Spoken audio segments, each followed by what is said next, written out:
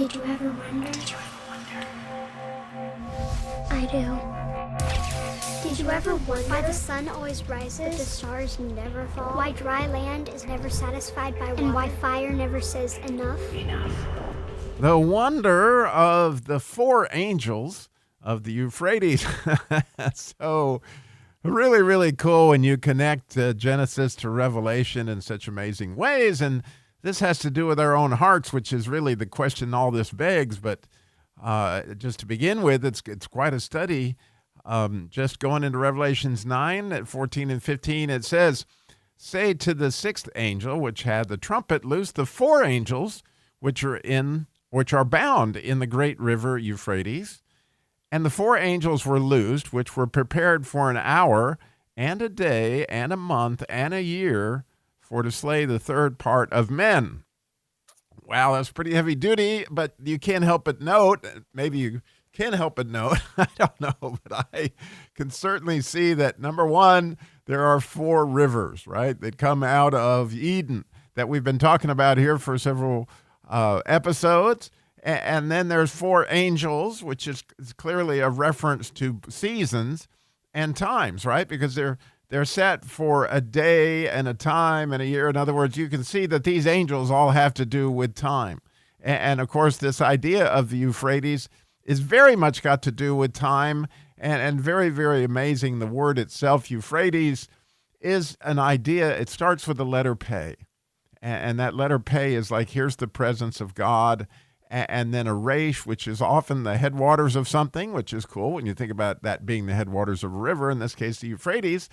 And the last letter, which is the significantly huge letter in the word Euphrates, is the letter Tav, which is the last letter in the Hebrew alphabet. It is the last letter in the word truth, emet, and it is usually considered to be God's stamp on something. So we can see that God's stamp is clearly on seasons and clearly on times, and the Euphrates has to do with what's coming at the end, which I've been thinking a lot about this. And again, the letter Tav is actually a combination of the two letters Dalet and the letter Nun, and which spells Dan. And the word Dan, as we've talked about many times, is the tribe that would essentially go through, they'd be the last one to go pick up the strays.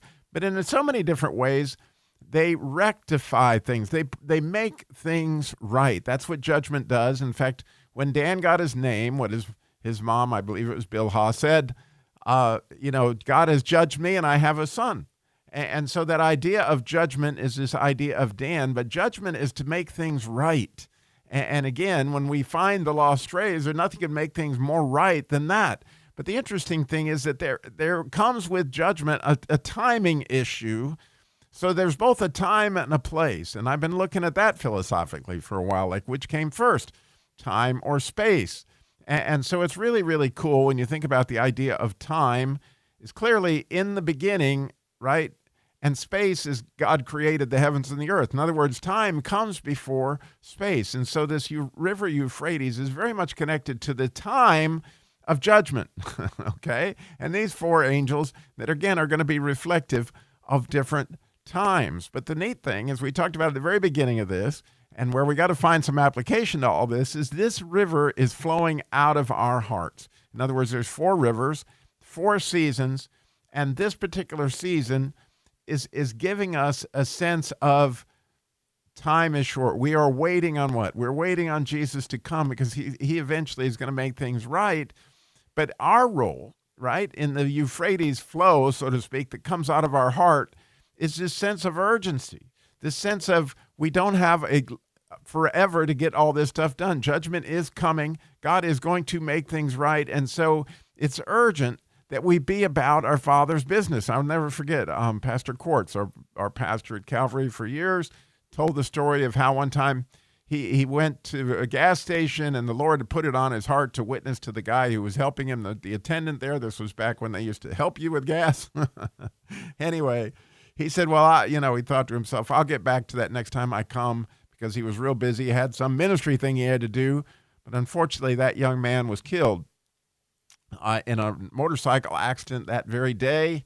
And of course, it gave Pastor Quartz this urgency. And you may have heard the famous story of I believe it was Moody when the Chicago fire happened. He had preached a message on salvation, but he didn't have the urgency. And after the Chicago fire, and he saw all these people that he preached to die, it stretched this idea of, to me, Euphrates, right? The judgment is coming, and time is short.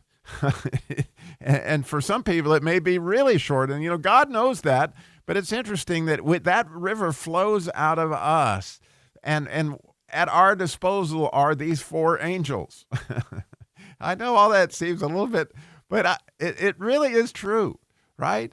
That we have an angel that's at our disposal that has to do with the day and the hour and the minute and all those things.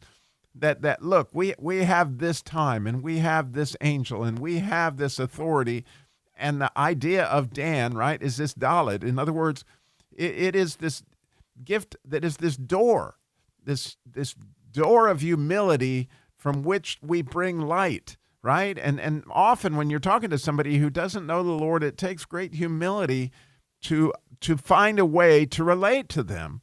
But also it takes this sense of urgency. And so, I don't know. I know that when you look at the Euphrates, it's mentioned in Jeremiah several times, obviously, as a picture of what happens in Babylon. And of course, you may know that Babylon was overthrown because they dried up the Euphrates. And you may know that, of course, it's prophesied that the Euphrates is going to be dried up in the end. And this whole idea of the Euphrates, it's come back scripture time and time and time again. And you can't help but note the correlation to Euphrates and this idea of the last season, okay? It's the 4th season. It's winter, okay?